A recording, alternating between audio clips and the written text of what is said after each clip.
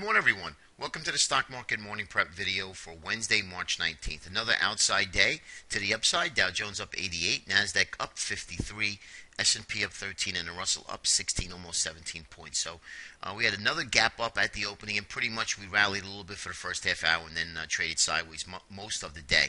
So we have Janet Yellen, going to speak today. Second day of her Fed meeting, so I don't think she's going to say anything to disrupt the markets, but it's interesting to see how the markets will react to whatever comments she makes today. So let's just keep that in mind. Nothing really has changed, but I do want to show you a couple of things here. McClellan Oscillator, as you can see here, we're right in the neutral territory, so plenty of room to run to the upside and or to the downside. Another good way of looking at it, as you can see, is when they make lower lows or higher highs, you can see the markets are in a good uptrend, and that's what we had. Now we're hitting that 20 on the Bollinger Band, so interested to see where we go from here, okay? Now, I always show you the stocks above the 50-day. We did cross above the 8 net, but we are at these areas where the markets tend to roll over, so keep that in mind, okay, in the back of your head. Now, stocks above the 200-day moving average, as you can see, we continue to make lower lows and lower highs. Not good, right? We want stocks to stay above the 200. Why? Well, most fund managers, hedge fund managers, portfolio managers, the 200-day moving average for them is God. If stocks are above, then markets are being bid up and they're buying. When stocks are below, they reduce their exposure. So that's something of a concern. You need to know that going forward. Quickly on copper. Copper here just hanging down, basing. So you can't even get a 50% retracement here. So this is not a good sign. Remember, copper heavily is based on the Chinese markets, where their bankers take copper as collateral, and when their collateral starts to depreciate, they have to sell to raise cash. So that's not a good sign. So just remember, all of this in hindsight, keep in the back of your mind. Of course, we want to continue to look at the EEM and the FXI, which would be the China ETF. So that's something that for clues. Remember, that sell-off started with the emerging markets. So that's always something that you need to continue to look for. Nothing really has changed. I don't have it up today. Quickly, as you can see here, we gapped above the 50-day. We gapped at the opening, rallied for a half hour, and we went sideways pretty much most of the day. Here's a good barometer, and I always say that to anybody. Here's the vol spread. The vol spread told you never to sell the market yesterday, and I continue to get people trying to short the market, and it's just not, have a barometer in place. This told you at all we had uptick volume come in pretty much most of the day, which held this market together. So remember, guys, if this isn't have something, whether it be the vol spread or anything else that you might want to pick up, but this here is truly an incredible indicator. If you don't know how to use it, send me an email and I can walk you through it. Okay, so we have the Japanese yen. Another Japanese yen was strong yesterday. This open candle here. We still have that Fibonacci cluster above for resistance. But if we start to break that out, we got to be careful. Now remember, today I think news will trump the charts. But we want to really see what happens tomorrow and Friday and going into next week. I think that's where once the risk event has passed us, then we can really see, are we started to head up, we're going to make new highs, or do we start to roll over again? But the yen told me anything, but we had some intermarket divergence yesterday because we had bonds ticking up, we had the yen higher, we had dollar yen lower, right? And some of the indices weren't as strong as what the S&P were doing. So we did have some intermarket divergence yesterday. So again, something of a concern, nothing to take action yet until price tells us which way this market is headed. And right now, we have two outside day reversals. So that does not mean that we cannot go higher yet again, okay? Don't just go out and blindly short the market. Yesterday, here's that white open candle yesterday. We did have a volume a little bit better. This is the bonds.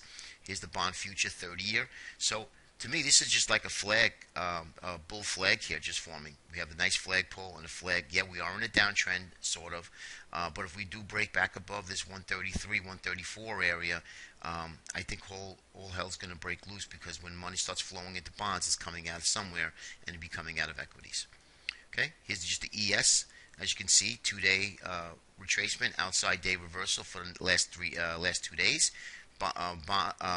Buying was a little bit better, so volume was a little higher, and we did unwind that overbought reading, so that's also pretty good.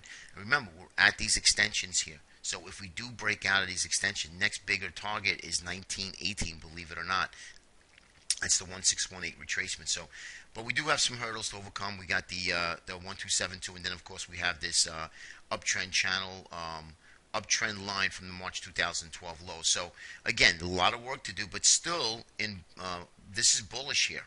Okay, now if we take this pivotal low out, which is the I believe this, yeah, the February 3rd low, then we have something deeper brewing here. Okay, but just let's keep an eye on that. We have the hourly chart again, sideways consolidate. Look what's happening here. We did get that one pop and then we broke back lower again. But look what's happened. We have pretty much sideways consolidation, sold off for a couple of days, right back up where we are again, and holding at these extensions again. So that is actually a very good sign that the markets can gravitate back up to the highs again. So something to really take note of. Here's that 1820, and then down below here would be that 1798, 1800. So let's keep an eye on the ES. And here's that overlay. Spider's holding in. Gold sold off a little bit, and bonds actually held its own. That, like I mentioned, that we were pretty strong. Now remember, like I mentioned to you, today news will trump the charts and will affect gold and of course bonds. So let's see how they react to that news. Here's the USO. Now, USO is getting interesting again. I like the fact that it made a higher low from this previous low. I also like the fact that we are at the 50-day moving average. We're below the 20, we're below the 8, below the 50. I mean, below the 200, but we're above the 50. We're unwinding some of that overbought reading from this last move. So if we could take out, if we can get back above the 200-day moving average and maybe hold for a day or so, that would be a decent area to get long, because your stops would not be down here. Your stops would be down here, somewhere in this area. 3470, 3460, depending on your trading plan. But I do like oil moving, and I'll tell you why. As you know, we look at some of these oil sectors, and we'll get into them in a minute. They're starting to look really, really good. And I bring them up pretty much every day in the video. Here's the GLD, just doing nothing wrong at all, just kind of flagging here into the 200 and the 20. So again, this will definitely be a market mover today. So we'll just see what happens. No trade in oil at the moment, and I have no trade in gold. Spider's 2-day move. Let me just get rid of this thing here. Okay. All right. So we did take back that down move, and we're back at the upper end of the range here. So pretty healthy. Now again, the target would be somewhere around 191, 192ish area, which would be the upper end of this trend line. So keep an eye on the spiders. I'm looking for failure here. I'm looking for we rally up or close to the highs and then fail. If not, make a lower high, then fail here. So that's what I'm looking for in the next couple of days. And again, I always, the markets try to make it easy for everyone, but that's not the case. That usually doesn't happen that way. Okay, so we have our bull flag. Excuse me, we have a bull flag here. Broke back out of it in the transports, looking quite healthy today. FedEx reports earnings, so that is going to be a market mover as well. Good gauge of the economy. So let's see what happens today with that. Remember, watch the transports. They really are a big gauge of strength and weakness, even intraday, guys. Here's the Russell. Now the Russell did well. Russell woke up yesterday, and that's a good sign. So wouldn't be surprised. I don't think the markets are going to easily roll over, but if we get a couple of days of weakness and we start to roll back down here, then I think yes, then I think we can probably move lower again. But remember, price has to tell us. Just because we get our analysis off our charts and what we assume, the idea has to turn into fruition, right? We have to know, say, okay, I think we are going to head lower, but what we think we need to confirm with price moving lower, okay? And as you can see, we're unwinding our overbought readings, and now we're kind of challenging the highs. Microsoft had a banner day yesterday about how their Office suites will be used in Apple now. Made all, I think, 20-year highs. Fantastic looking chart in Microsoft, by the way.